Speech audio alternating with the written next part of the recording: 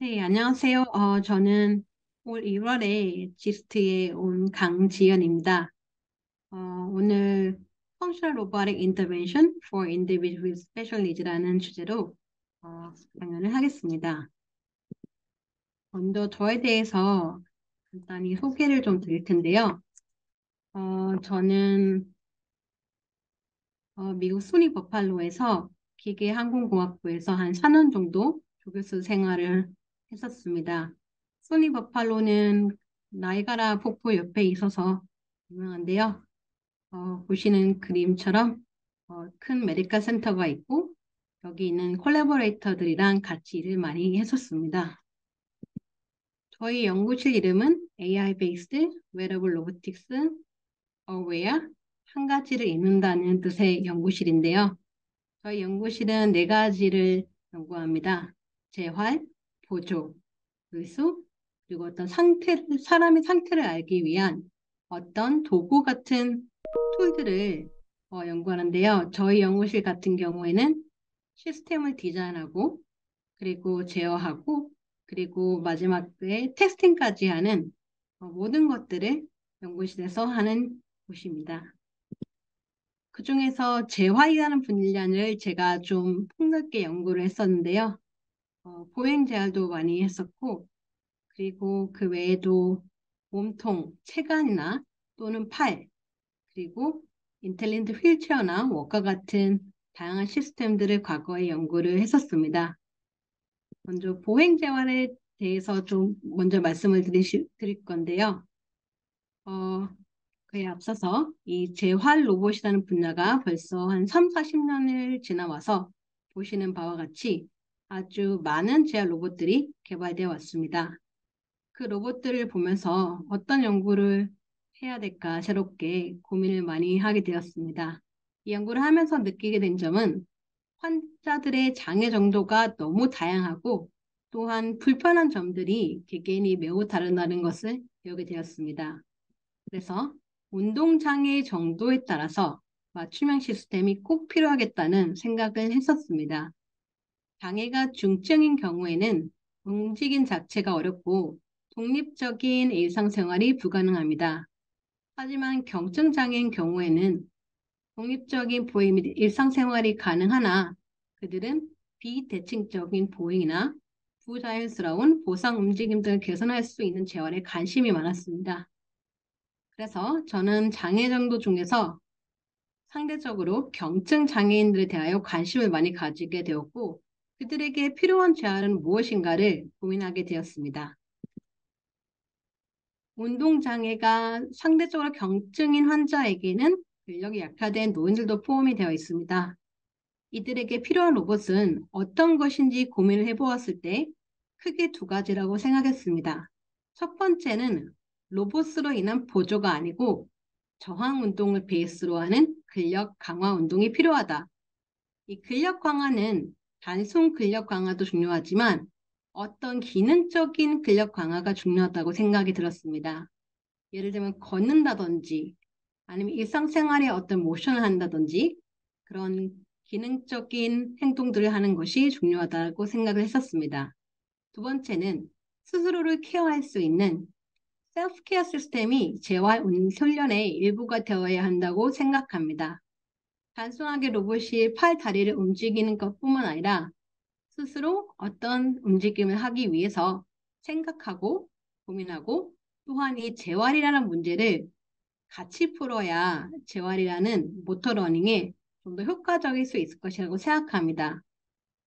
그리고 이들에게 자신의 움직임에 대해서 이해하고 또한 목표치를 세우는 것도 재활의 중요한 일부분입니다. 오늘 소개드릴 몇 가지 연구들은 이러한 생각을 바탕에서 시작된 연구들입니다. 처음으로 보여드릴 연구는 제가 뇌성마비 환자들을 대상으로 한 연구인데요. 뇌성마비 같은 경우에는 태어나거나 태어나기 직전 또는 직후에 발생하기 때문에 평생 안고 가는 어, 병변입니다. 그리고 1000명 중에서 3.6명이면 작은 숫자는 아니기에 굉장히 이 뇌성마비를 앓고 있는 파퓰레이션이 굉장히 큽니다. 그 중에서 이 웅크림 보행이라는 이 보행 패턴을 가진 환자들이 많은데요. 그들은 굽어 있는 무릎, 굽어 있는 발목, 그리고 그들이 이렇게 뭔가 스쿼트 또는 어리걸음처럼 걷기 때문에 천천히 걷거나 작은 스텝으로 보행을 할 수 있습니다. 제가 앞에 까먹었는데 말씀드린 게 저는 코어 기획과인데요. 학사, 석사, 박사 다 기획과 출신인데 제가 이들을 볼 때 뭔가 모션이 아니고 우리가 F는 M처럼 모션은 F에서 나오니까 그러면 우리는 뭔가 이들이 내는 힘에 대해서 고민을 하고 뭔가 이 힘을 적합하게 되면 모션이 달라지겠지라는 굉장히 기계공학적인 관점에서 이 연구를 접근했는데요. 보통 이렇게 웅크림포를 가진 뇌성마비 환자들 경우에는 이렇게 굽은 상태로 걷는 다리의 근육들을 잘라주거나 또는 보톡스 같은 거를 맞아서 마비를 시켜줍니다. 하지만 우리는 의사가 아니고 공학자기에 이런 강한 근육들을 약화시켜주기보다는 다리를 쭉 펴주는 이런 가자미근이라는 근육 같은 근육들을 강화시켜주면 이들이 훨씬 더 펴진 상태로 걷지 않을까라고 해서 이 가자미근을 훈련시킬 수 있는 로봇을 한번 개발해 보자고 생각을 했었습니다. 기존에 있는 많은 연구들은 보시는 바와 같이 어떤 타겟을 모션이 있고 그 모션을 최대한 따라가도록 훈련이 많이 설계가 되어 있습니다. 하지만 저는 그런 모션 베이스가 아니고 우리가 어떤 근육을 타겟으로 해서 근력을 강화시켜서 뭔가 모션의 체인지를 이룰 수 있는 그런 시스템을 만들고 싶었고 그러기 위해서 이 시스템을 개발하게 되는데요. 이름은 테더 펠빅 어세스 디바이스인데 이 시스템 굉장히 간단해요. 여기 보시면 클라이밍 하시는 분들이 보통 쓰시는 벨트에다가 아주 얇은 한 1mm 정도 되는 쇠 케이블을 연결을 하고 그리고 센서가 있고 천장에는 이제 모터를 달아서 어떤 3차원의 힘이나 또는 토크를 제공하게 해줍니다. 그리고 이 끈이 아주 얇기 때문에 어, 일반적인 리지드 로봇에서 발생되는 움직임을 제한시키거나 또는 무게나 이너셜을 느끼는 그런 단점들이 없는 획기적인 점들이 많습니다. 그리고 또 하나의 리지드 바디 로봇 같은 경우에는 사람의 엑시스와 로봇의 엑시스가 정확하게 맞아야 적합한 보조와 펑셔닝 할 수 있는데 그렇게 그것을 맡아주지 않으면 굉장히 환자가 아파해요. 하지만 이 시스템은 그런 것들이 필요하지 않는 장점도 있습니다. 그러면 이 시스템을 모델링 할 때 어떻게 했었냐면 사람을 그냥 플로링 바디로 보고 그리고 각각의 이 케이블이 모터에 연결되는 점들의 라우팅 포인트들을 텍스트 시켜서 이렇게 측정을 하고 그리고 어, 제가 하고 싶어 하는 것들은 어떤 우리가 3차원의 공간에 있기 때문에 3차원의 힘과 3차원의 토크를 제공하고 싶은데 시스템 입장에서는 뭔가 이런 3차원의 힘, 예를 들면 앞으로 가는 힘을 내고 싶으면 각각의 이 케이블에 얼마의 텐션을 줘야 그 원하는 앞으로 가는 힘을 낼 수 있는지를 구해줘야 됩니다. 그렇기 때문에 이렇게 모델링을 한 거고요. 그래서 이 A가 이 각각의 케이블과 그리고 3차원의 힘과 토크를 연결해주는 스트럭처 매트릭스입니다. 그래서 이렇게 간단하게 매핑이 되는데요. 이거는 간단하게 지오메트릭하게 수식적으로 방향들을 계산해서 구해냅니다. 케이블 시스템에 대해서 제가 장점에 대해서 많이 얘기했어요. 굉장히 가벼워요. 엑시스를 뭐 안 맞춰도 돼요. 이너쇼가 거의 없어요. 근데 케이블의 가장 큰 단점 중 하나는 케이블은 밀 수는 있지만 아니 당길 수는 있지만 밀 수는 없어요. 그래서 케이블 시스템 같은 경우에 항상 하나의 엑스트라 액추에이터가 요구되기는 합니다. 그러면 우리는 6차원에 살고 있고 3차원의 힘과 3차원의 토크를 제공해주고 싶은데, 어, 그러면 제가 플러스 1이라고 했으니까 7개의 모터가 필요할 텐데, 어, 6개의 식이 나오고 7개의 모터 텐션에 대한 언노운이 생기게 됩니다. 그러면 이 문제는 부정적 문제가 되는 거죠.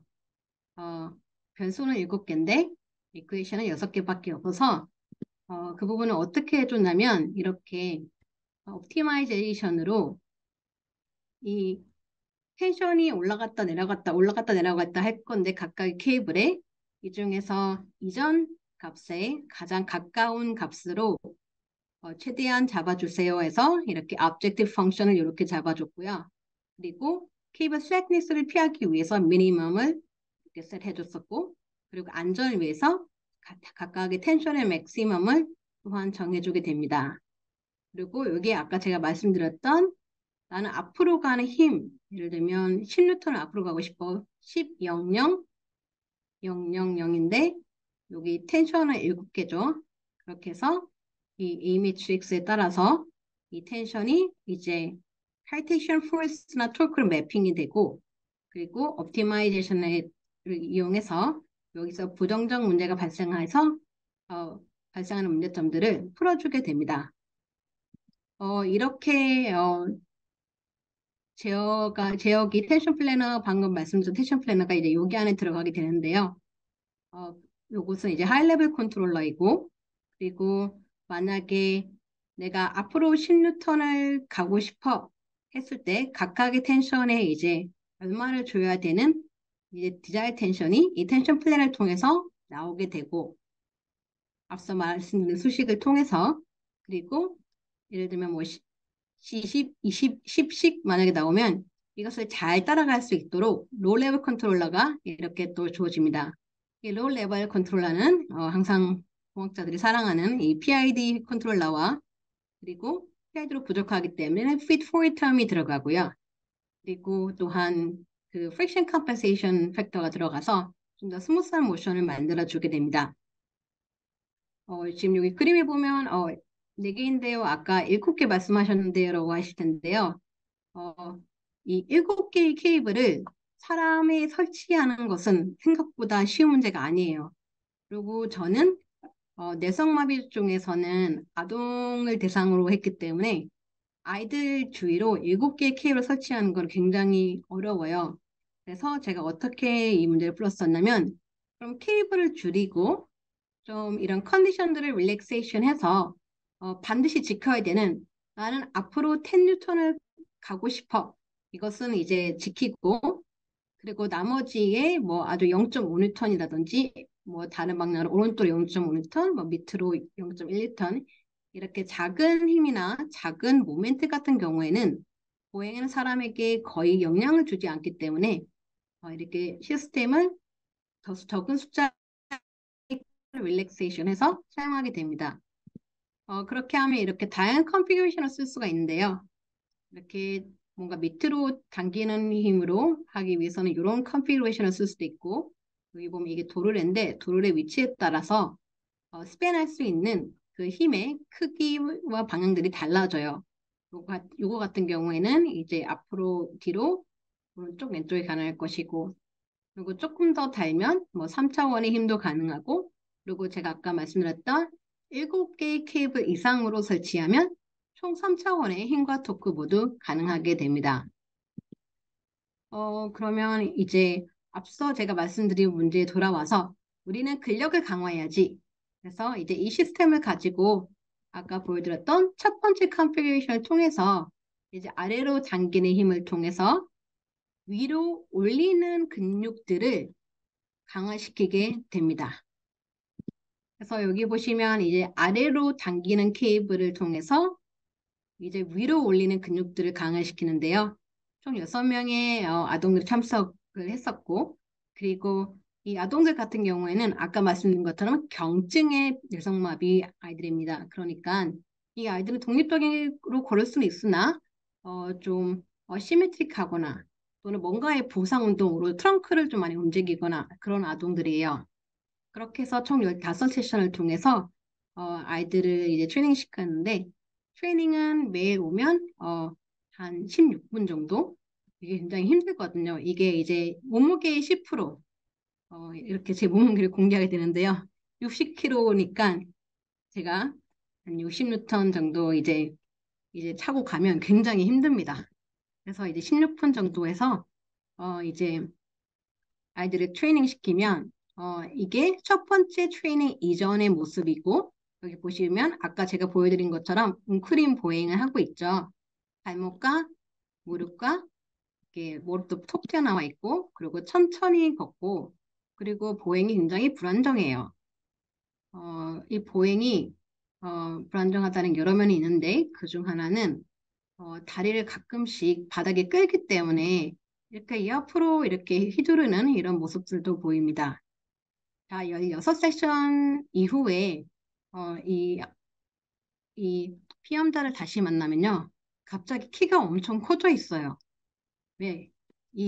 그 뻗는 근육들이 강화되어서 이 아이들이 무릎이나 발목들이 훨씬 더 덜 굽어 있는 것들을 볼 수가 있었고 훨씬 더 큰 스텝으로 자신감 있게 이렇게 앞으로 걷는 것을 볼 수가 있습니다. 그리고 훨씬 더 빨리 한 25% 정도 훨씬 더 빨리 걷게 되는 것을 볼 수 있었습니다.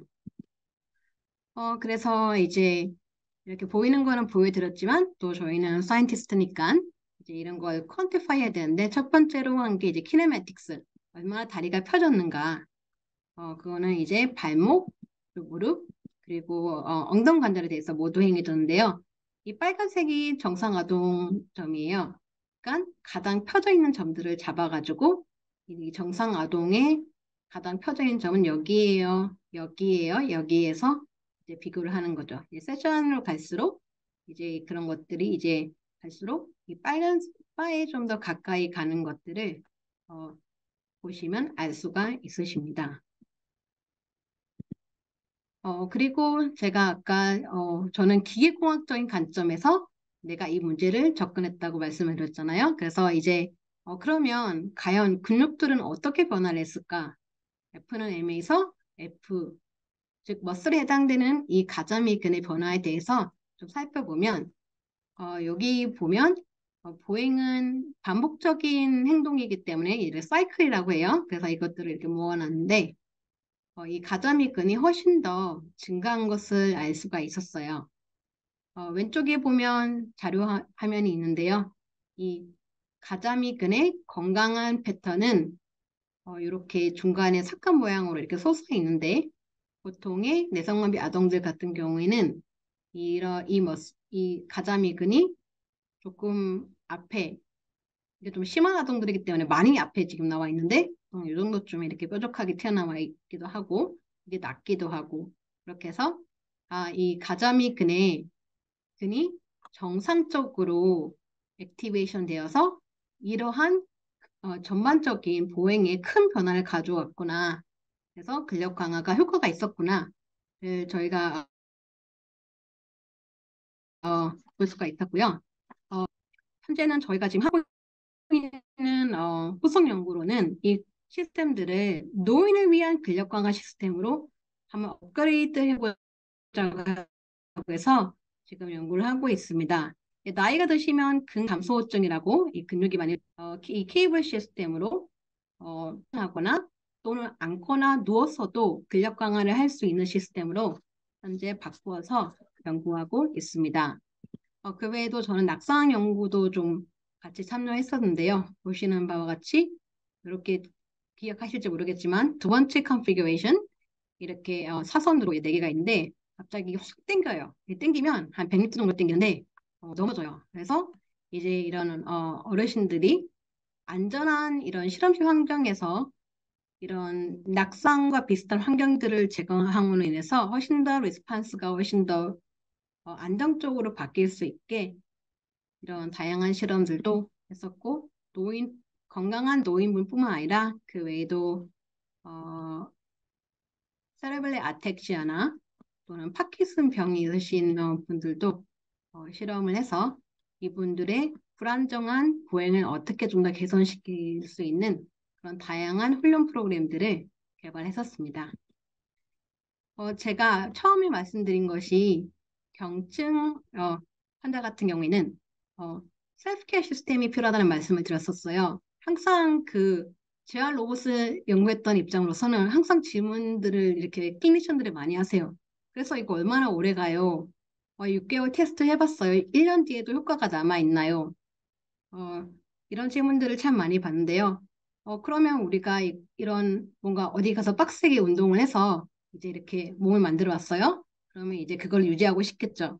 그래서 이런 유지를 시킬 수 있는 시스템이 생각보다 많이 없다고 생각이 들어서 이렇게 뭔가 스스로 체크도 하고 어떤 목표도 세우고 그럴 수 있는 시스템이 있으면 좋겠다고 해서 어, 이제 제가 버팔로에서 이런 연구들을 다양한 연구진들과 함께 했었습니다. 그 중에서 보행이 너무 다양하고 너무 파라미터도 많은데 어떤 보행 파라미터를 할까? 그게 첫 번째 질문이었고 두 번째 질문은 어떻게 표현을 할까?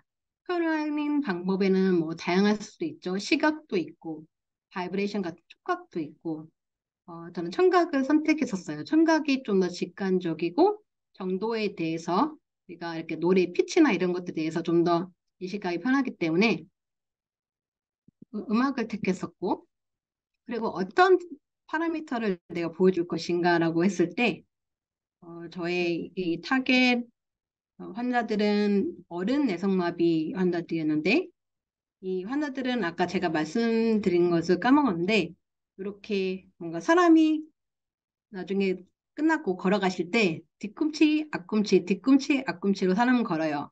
근데 이러한 병변이 있으신 분들은 이렇게 앞꿈치로 걷습니다. 근데 이게 왜 안 좋냐? 사람의 보행은 굉장히 효과적이에요. 왜냐하면 이 뒤꿈치로 사람이 먼저 바닥을 닿는 이유는요. 충격을 흡수하고요. 그리고 앞꿈치로 닿는 이유는요. 밀어내서 몸을 앞으로 밀어요. 그래서 충격 흡수하고 그다음에 효율적으로 밀어내고 이렇게 진행이 돼야 되는데 보통 이 뇌성마비 병변이 있으신 분들은 앞꿈치로만 밀기 때문에 이렇게 뾰족뾰족뾰족하고 일반적인 사람들은 이렇게 뾰족뾰족이 두 개가 생겨요. 이거는 앞에서 보여드린 스터디에서의 결과인데 환자들이 이렇게 뭔가 빡세게 랩에서 이제 트레이닝을 해서 이렇게 두 개를 만들었어요. 원래는 이렇게 걷다가 아까 제가 보여드린 근력 강화 시스템을 하나 동안 열심히 해서 어, 뒤꿈치, 앞꿈치, 뒤꿈치, 앞꿈치, 뒤꿈치, 앞꿈치로 하는 게이트 패턴으로 변화시켜줬어요. 그래서 뭔가 우리가 음악으로 이걸 표현하면 어떨까? 그리고 그 아이디어는 굉장히 간단해요. 여러분 이제 유치원생들 보면 이렇게 소리 나는 신발들 있잖아요. 그것처럼 그냥 센서를 이렇게 앞뒤로 달아서 그래서 뒤꿈치가 뒤꿈치, 앞꿈치, 뒤꿈치, 앞꿈치로 닿도록 어, 이제 그 노래 패턴을 만들어줘요. 그 미국에서 내 톤으로 된 노래들이 많지는 않은데 My dog has a flea. 내 강아지는 벼룩이 있어라는 이 노래가 있는데 총 네 가지 톤으로 돼 있어서 이제 이 노래를 선택했었는데 어, 음악을 켜신 분들은 들으실 수 있을 텐데 이렇게 뭔가 소리가 없는 상태에서 보면 왼쪽 발은 앞꿈치로 계속 터치를 하게 돼요. 왼쪽 발은 앞꿈치로만 사용해서 보여야 하는데 이렇게 소리를 써서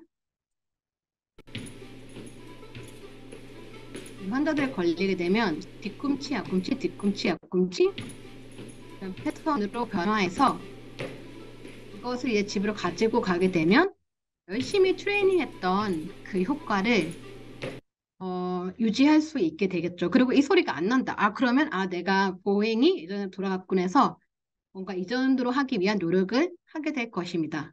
그렇게 해서 이런 Sustainable Rehabilitation이라는 개념을 저는 굉장히 중요시 여기고요. 이런 시스템들을 계속 개발하고 있습니다. 그리고 저는 또 팔 재활도 계속 진행을 했었는데요. 이 뇌졸중이 있으신 분들은 그 이후에 이제 병원에서 많이 이렇게 누워 계시더라고요. 그래서 이제 뉴럴러지 의사와 함께 우리가 어떻게 하면 이 누워 계신 분들을 어떻게 좀 트레이닝 시켜서 최대한 일상생활의 회복을 빠르게 할 수 있을까 해서 그래서 같이 개발한 시스템이 이 스핀들입니다. 스핀들은 한국말로는 물레 로봇이에요. 다양한 회전 방향으로 회전시키고 막 3차원 회전도 가능하고 해서 뭔가 막 돌릴 수 있다. 그래서 제가 물레 로봇이라는 이름을 지었는데 여기서도 저는 보조보다는 근력 강화라는 그런 방향을 제시했습니다. 이 스핀들 같은 경우에는 보시다시피 뭔가 국자로 막 이렇게 휘젓는 이런 다양한 일상생활의 움직임을 튜닝할 수 있는 시스템이에요. 그리고 테이블탑 시스템이라서 뭔가 엑소처럼 어디 방에 가서 입고 오래 착용하기보다는 이렇게 카트에 밀어가지고 환자 앞에 딱 놔두고 환자가 앉아서 이렇게 튜닝할 수 있는 그런 용도로 만들어진 시스템입니다.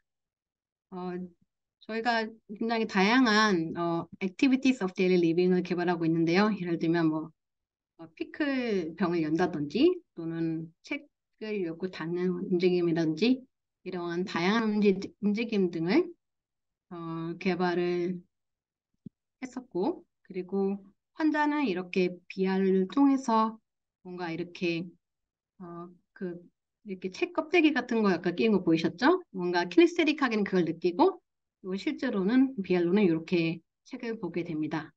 그렇게 해서 저희가 지금 하고 있는 연구는 레지스턴스 트레이닝이라고 저항이 필요한 만큼 저항을 줘서 뭔가 더 쓰게 만들고 더 트레이닝하게 만들고 더 힘들게 해서 환자들의 기능을 최대한 빨리 회복하는 그런 연구들을 계속적으로 국립재활의랑 같이 하고 있습니다.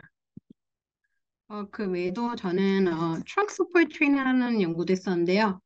아까 보행, 팔, 남은 건 몸통이죠.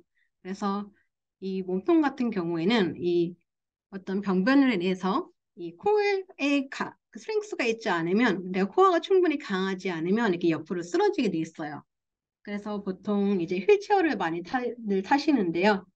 이 몸통이 쓰러지면 뭐가 문제냐면 제가 만약 이렇게 오른쪽으로 쓰러지면 제가 오른팔을 못 쓰고 왼쪽으로 쓰러지면 왼팔을 못 써요.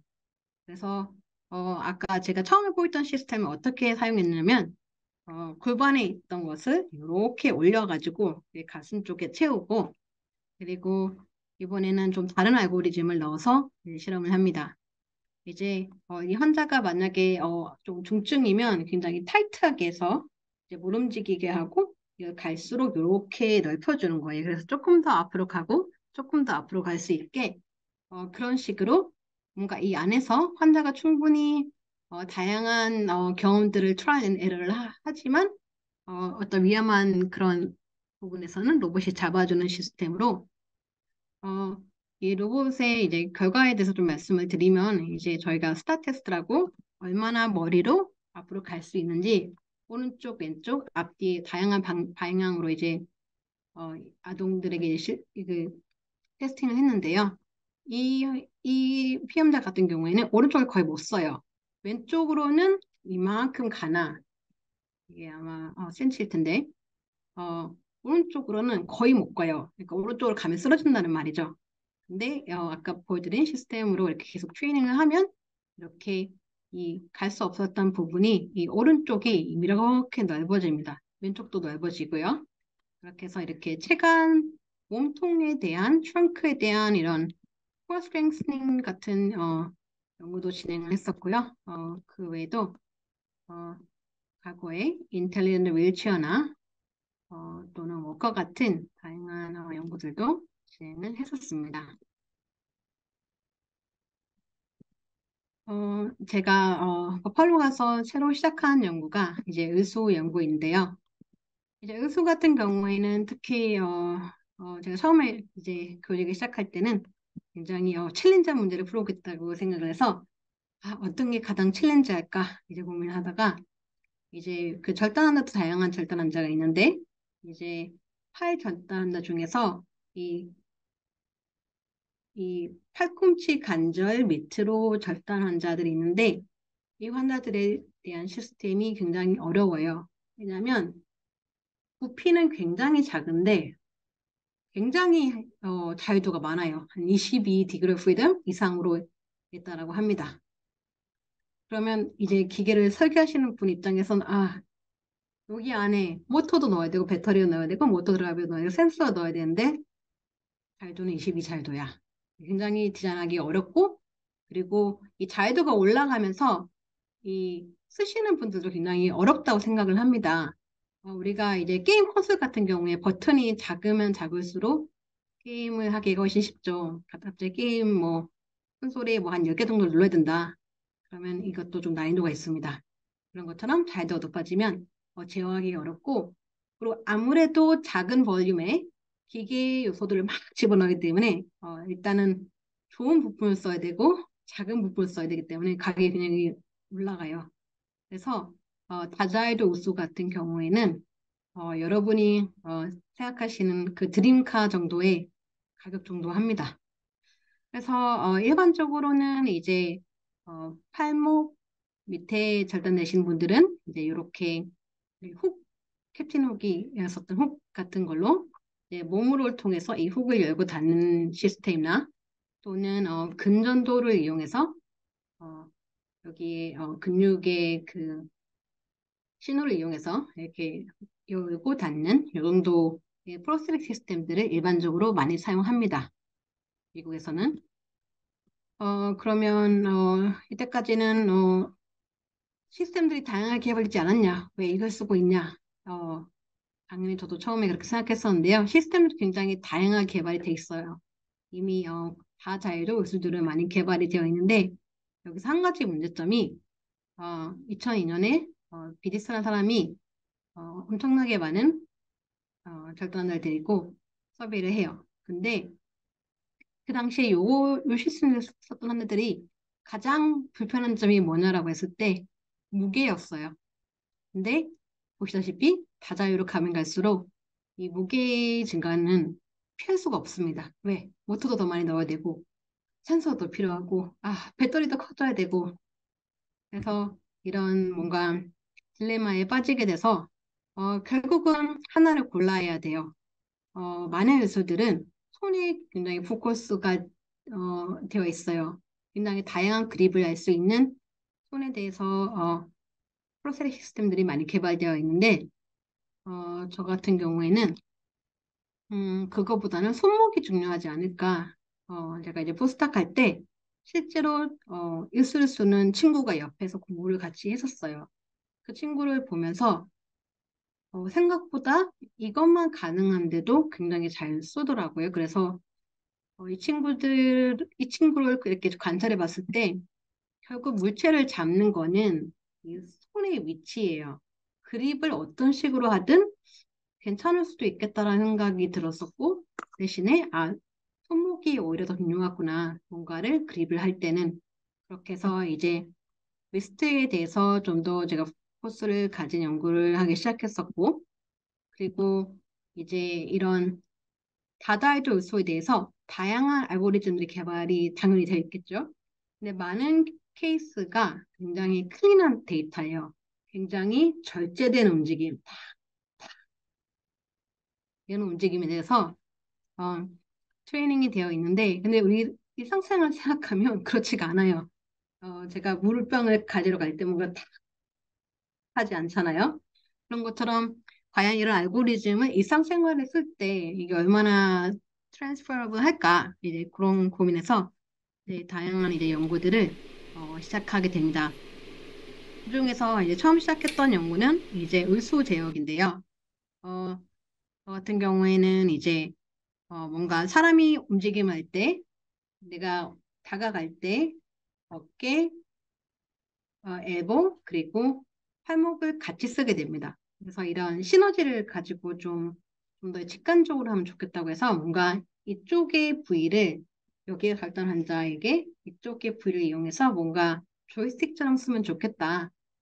그리고 많은 제어기들이 음, 그 근전도를 쓰는데 근전도는 이제 뭔가 더러운 게 들어간다든지 땀이 난다든지 자세가 바뀐다든지 그런 것에 굉장히 약해요. 그래서 IMU를 가지고 좀 뭔가 제어기를 만들어 보자 라고 생각을 해서 근데 우리는 반드시 일상생활에서 일어나는 움직임을 나는 모을 거야 라고 생각해서 이렇게 몇 가지의 일상생활의 동작들을 이제 고르게 되고 이런 것들 데이터를 모아서 이자율도 손목의 속도를 제어하는 그것을 ML 모델로 개발하게 됩니다.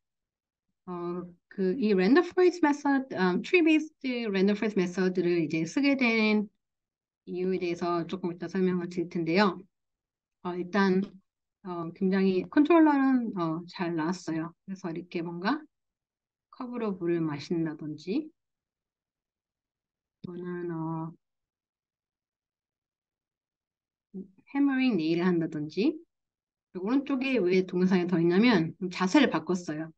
못을 이렇게 박을 수도 있고 위에 박아도 쓸 수 있냐 없냐를 이제 보여주는 동영상이고 그리고 이제 tree based random forest method를 쓴 이유는 이제 그 ML 모델이 어느 정도 해석을 할 수 있는 그런 피처들이 있어요. 그래서 어떻게 이것들이 모델이 됐나, 이 ML 모델이 어떻게 트레이닝이 됐나 그런 것들을 이제 보기 위해서 그 방법을 썼었고 제가 아까 맨 처음에 말씀드린 무 메시지를 방향으로 나는 이게 트레이닝 될 것 같다라는 것을 하이포시스와 이렇게 매칭해서 이렇게 연구를 이제 하고 있습니다.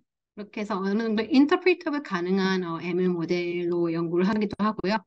이렇게 CNN처럼 딥러닝 모델로 이제 아까 비슷한 이제 그런 모션 실험들을 일상생활 동작들을 통해서 이제 트레이닝하고 그리고 이런 오수들을 제어하는 이런 다양한 제어기들을 만들고 비교하는 일들을 현재 하고 있습니다. 그리고 이제 이런 제어기를 만들었으면 이제 하드웨어에 테스팅을 해야 되는데요.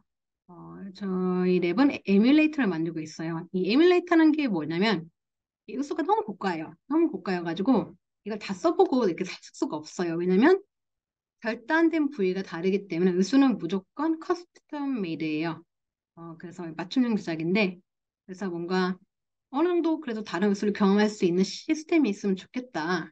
이거 마치 내가 저기 벤츠 사고 싶고 BMW 사고 싶고 포르쉐 사고 싶은데 앉아서 그 차들의 어느 정도 시승을 경험을 하는 거죠. 그게 이제 에뮬레이터라는 컨셉인데 어, 이게 NSF에서 이제 제가 PI로 펀딩을 받던 미시건 대학교랑 같이 했던 일인데 이 시스템 같은 경우에는 어, 케이블로 되어 있는데 그것의 장점은 이 가장 문제였던 무게 시스템의 이 디그리 프리덤이 증가하면 우리가 22 디그리 프리덤을 하진 않겠지만 절대로 이 자유도가 증가할수록 모터와 배터리 문제를 지금은 풀기가 어렵다 판단해서 이것들을 다 카트에 넣고 대신 우리는 이 손을 굉장히 가볍게 해서 과연 사람들이 이 다다유도 의수에서의 문제점들이 무게인지 아니면 제어하기 어려워서 그런 건지 그런 것들을 테스팅할 수 있는 유니버설한 그런 테스팅 배드를 만드는 연구들을 하고 있습니다. 또한 이렇게 뭔가 모든 거를 여기다가 이 조그마한 볼륨에 넣어야 된다 부담감이 없기 때문에 큰 모터를 쓸 수도 있고 굉장히 빵빵한 컴퓨터에 하이 스피드로 굉장히 좋은 알고리즘을 돌릴 수 있고 그런 식으로 지금도 같이 미시건 대학교랑 연구를 하고 있습니다.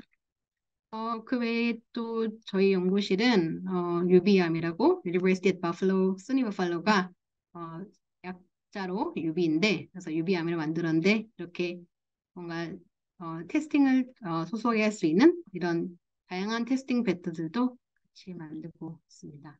넘어가 버렸는데 그 외에도 이런 의수들이 다양한 환경이랑 어떻게 인터랙션 하는지 그리고 어떤 정보를 어떻게 읽어오는지 어떻게 해석하는지 그런 연구들도 연구실에서 하고 있고요. 그리고 마지막으로 어, 저희 연구실에서 또 하나 관심 있는 게 있는데 이제 사람의 상태에 대해서 특히 제가 연구했던 거는 이 피로도입니다. 그 코로나가 터지고 가장 많이 받으신 게 택배일 텐데요. 이 택배 상하차를 하시는 분들을 보면서 이 피로도가 상당하겠다. 이제 그런 생각들을 많이 했었습니다. 그래서 어떤 그런 이런 피로도를 측정할 수 있는 방법이 있을까?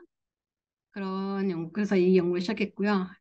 이 연구는 이제 산업공학과 교수님들이랑 같이 이제 했었고, 이렇게 뭔가, 택배 상하차라든지 또는, 이렇게 뭔가 것들을 드시는 분들은 몸에 뭔가를 차는 거를 사실 별로 안 좋아하세요. 그래서 무조건 이제 싱글 센서, 하나의 센서 발목에 차는 걸로 가야 된다.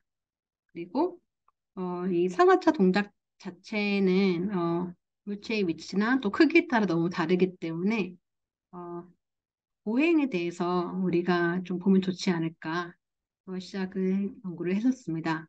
이 피로도, 이 상하차 하시는 분들의 피로도를 싱글 센서로 디텍트 하겠다는 연구인데요.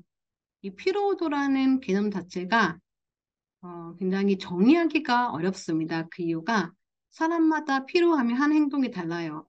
어떤 사람은 이제 피로하면 갑자기 보폭이 좁아지기도 하고, 어떤 사람은 오히려 과장된 행동을 하면 보폭이 넓어지기도 하고, 빨리 걷기도 하고, 천천히 걷기도 하고, 이 피로도에 따라서 사람들이 하는 행동이 굉장히 달라요.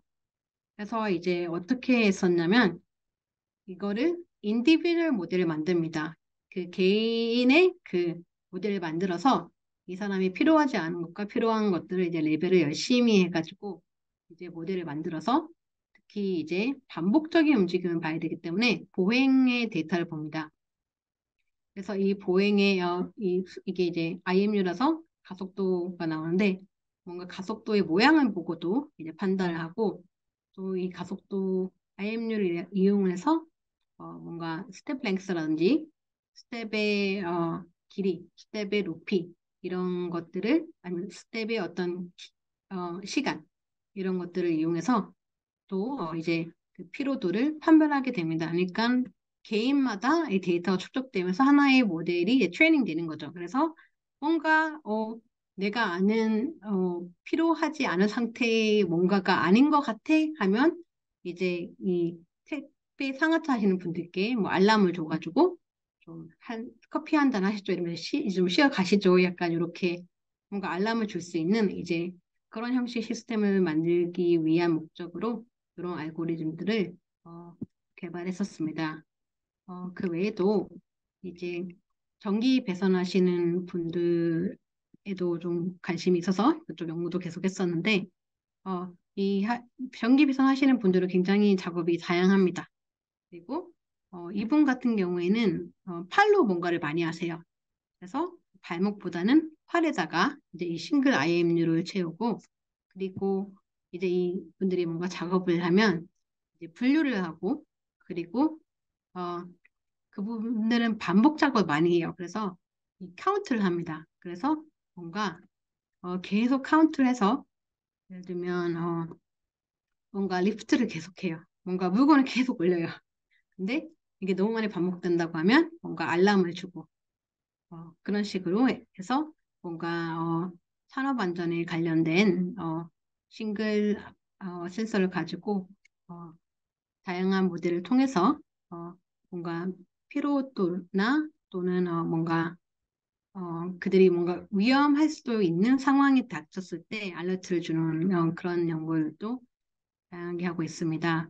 아까 말한 그 택배 상하차 연구에서 좀 더 익스텐션 돼서 이제 이 택배를 내리고 올릴 때 어떤 각도가 위험한 각도들이 있어요. 그런 것들은 이미 다 의학적으로 분류가 돼 있고 이제 그런 위험한 각도로 갔을 때 뭔가 안내를 줘서 그 위험한 각도의 그 시간들을 줄여서 좀 더 효율적으로 상하차를 하고 또한 부상이 없게 하는 그런 다양한 연구들을 어, 지금까지 진행해 왔습니다. 어, 시간이 거의 맞춰졌네요. 3시 45분 맞춰주시려고 하셔가지고, 네, 어, 동영상이 안 되네요.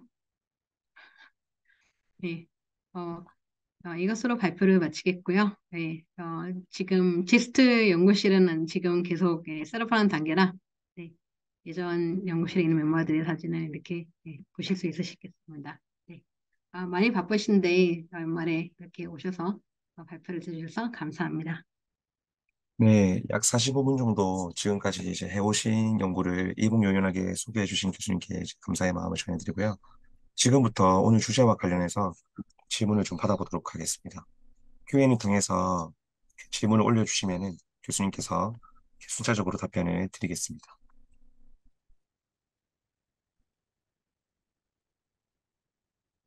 제가 그 한 가지 궁금한 게 있어서 이렇게 질문을 드려보겠습니다. 이거는 뭐 제 어떤 연구적인 어떤 그 내용적인 부분이라기보다는 지금까지 다양한 연구를 이제 해오시면서 혹시 기억에 남으시는 어떤 이슈나 에피소드가 있으셨는지 궁금합니다. 음, 어,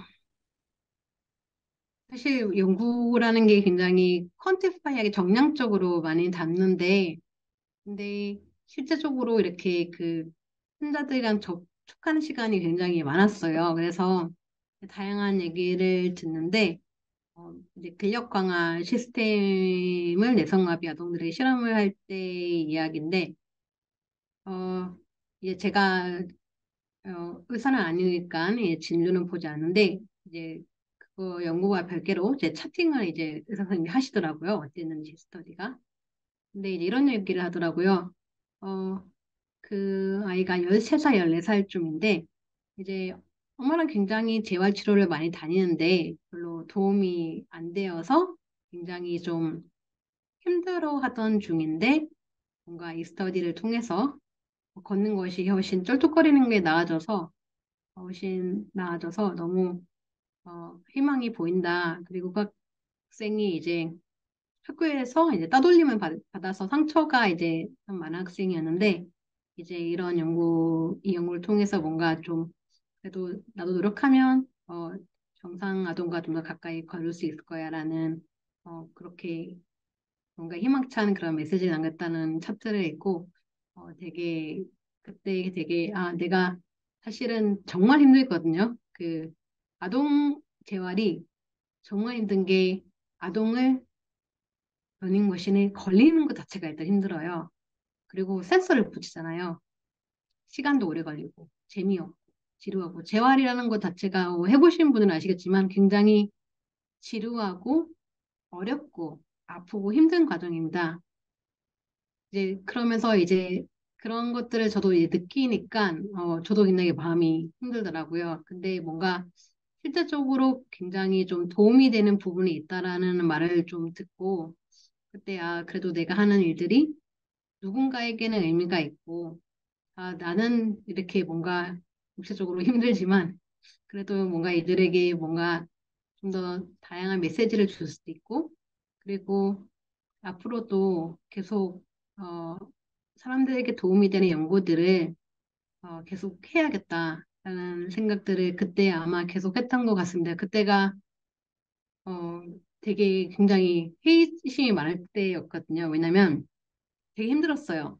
아이들 데리고 연구를 하는 것도 너무너무 힘들었고 어, 그 당시 워크로드 굉장히 많이 걸려서 아동 재활 말고 다른 재활들을 좀 하는 게 좋지 않을까라는 생각을 했었는데 지금 당장은 하진 않지만 언젠가는 다시 아동들에 대한 연구도 많이 하고 그리고 이런 연구들을 좀 이어서 좀 더 다양한 파퓰레이션에 적용해서 도움이 될 수 있는 것들은 내가 최선을 다해서 해봐야겠다. 네, 그런 생각을 했었습니다.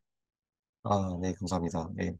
이렇게 어떤 이제 내용에 대해서 이렇게 답변해 주신 게 들으면서 되게 좋은 연구를 하시면서 또 어떤 시행착오를 겪어 가시는 과정 중에서 또 도전을 다시 받게 되고 또 이렇게 앞으로 또 다시금 이렇게 또 도약할 수 있는 그런 기회가 또 만들어질 것 같습니다.